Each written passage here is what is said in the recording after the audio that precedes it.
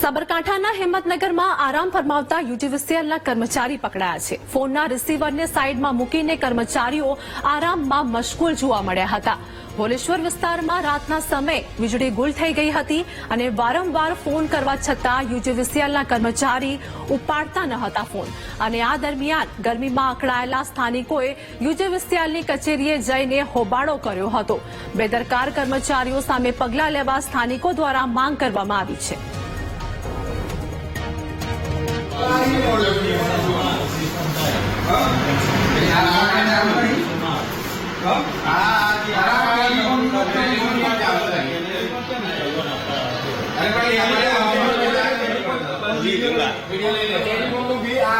wiring ચાલુ છે બરોબર જોઈ લે ભોલેશ્વર થી બધા આયા છે કે અહીંયા વિડીયોમાં જોઈ લે આ વાયર બંને ચાલુ છે બરાબર બધા જોઈ લો આ ફોન આ રીતે પડી રહ્યો છે આ ભાઈ ઊંઘી રહ્યા છે શાંતિ